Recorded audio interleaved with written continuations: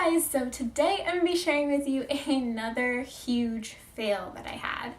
And I know in my last fail video I talked about a plaid skirt that I started and how it was just nothing was going right with it. Well, this time I actually finished the project and it just did not turn out how I wanted, and I learned a very valuable lesson in it. So a couple months ago, I made a skirt that I really loved. It was very simple. It's just a straight line skirt.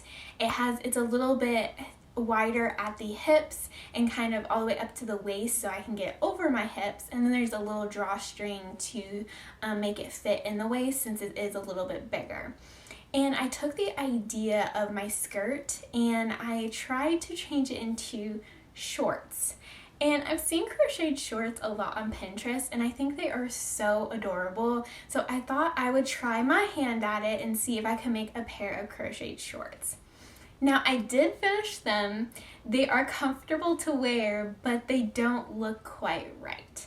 And I know exactly what I did wrong, so I think I could make another pair of crocheted shorts and actually make them look decent and nice. It's just this pair of shorts just don't look exactly right. So this is what these shorts look like. So they turned out pretty cute, but I used a yarn cake and it was a lighter yarn. I believe it was size 3 yarn. I think it was DK weight. And I had two cakes of this, and so it kind of did self-striping on its own. I didn't have to worry about changing it at all. Yes, it changed in a few odd places, but for the most part there was nowhere that I was like, oh, I hate that changes color there. But I made a ribbing for the waist so it would be a little bit more snug around the waist, and then I added, of course, a little drawstring, and then I did end up folding the legs just to make it look a little bit more put together. Looking at them, I'm pretty sure you probably can guess where I went wrong. So when you're making shorts, you have to make sure you make, for the most part, I know most patterns, some of them don't, but for the most part, you have to create a gusset. And the gusset is right here. And that's just for the separation of your legs. You usually have to have a gusset there since the legs don't go over that far. I bet you could kind of make a very wide, if you wanted to make the crotch a little bit lower, you wouldn't have to make a gusset, but if you want to make it where it normally is on shorts, you have to create a gusset.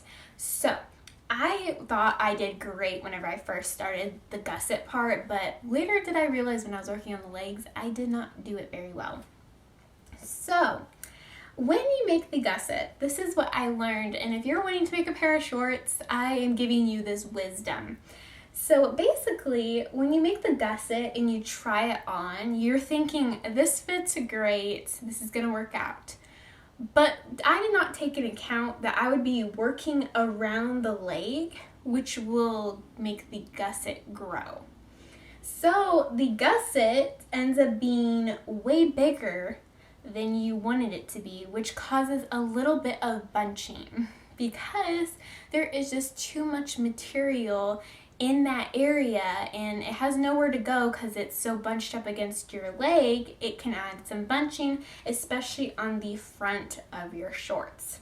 So what I learned from that was I need to make the gusset about half or even more and just create a very small gusset because it grows when you're working around in the legs. That is the biggest fail of these shorts. Other than that, they fit really well. They're very comfortable, they're very soft. It's just I would never be able to wear these shorts out in public at all. Even if I was lounging around in them, I wouldn't feel comfortable wearing them outside if someone could see me in them because the front of them is a little bit bunched in the wrong area, if you kind of catch my drift there, where their eye is going to go straight to the gusset. They're not gonna be looking about how cute your shorts are. They're gonna go straight to the gusset.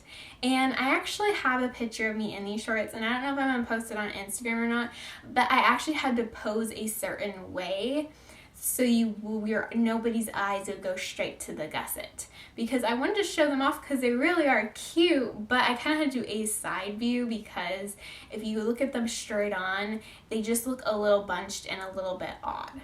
So that's my little wisdom to you. If you want to make shorts, make sure you make the gusset smaller than you think, because whenever you go around the leg especially, it's going to grow, and the next thing you know it, the gusset is double the size what you wanted, and there's nowhere for the material to go except a bunch. So yeah, but other than that, I really did like the shorts. They turned out really well. I think they're very comfortable, like I said, and I really like the striping and everything. I probably will just sleep in these. I'm always looking for a good pair of shorts to sleep in at night, so I'll probably just sleep in these. They're comfortable. When I'm wearing them, I don't like feel the bunching or anything like that. It's when I look in the mirror or look down, I can see it, and I know it does not look very good, but I'm going to try again. I know I will. I haven't actually had time to make another pair yet, but I'm going to make another pair, and they're going to turn out way better, hopefully. But yes, so I wanted to share this video with you because I know that sometimes when we're making things, they don't turn out how you want them to at all.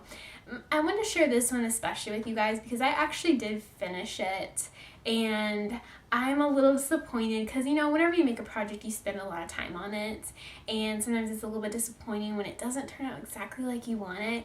But I did learn a very valuable lesson that's going to help me not only with my next pair, but if I just decide to design different ones in the future, I'll have a better idea on how to design the gusset and also the legs and everything like that. So just remember that whenever you mess up on a project or you finish it and it's not what you expected, try to make it into a positive and really look at what you can learn from that project. If it's just maybe I did too many stitches, or it's too big of a size, it's too small of a size, just take those little bits and remember them. So next time whenever you do something similar or the same project, you will make it how you want it to be. Maybe you decide, man, I really don't like that yarn I used. I really should use a lighter yarn. Take that in the note of, okay, whenever I make a sweater, I want to make it out of a little bit of a lighter yarn, or it's too bulky and it's too stiff on me.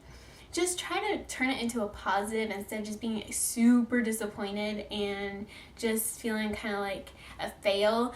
Try to turn it into a positive of, okay, I learned this, I'm going to apply this to my next project, and I'm going to remember this for future. And then it won't seem like such a bad fail anymore. It'll actually kind of make you probably maybe even chuckle and laugh a little bit of, I can't believe I did that, but oh well. And try to, at least, if you can't rip the project out or you don't want to rip out the project, try to find a good use for it. Like I said, I can't wear these shorts in public, but I can still wear them to bed, so it works out. So always try to make whatever your fail is into a positive, because you can always learn something new. But yeah, so anyway guys, I just wanted to let you know and share my most recent fail with you guys. I'm sure I'm going to have many of these videos because I just tend to do that sometimes. Just make a big old fail. But I hope you guys have a wonderful day, and I will see you guys in my next video. Bye!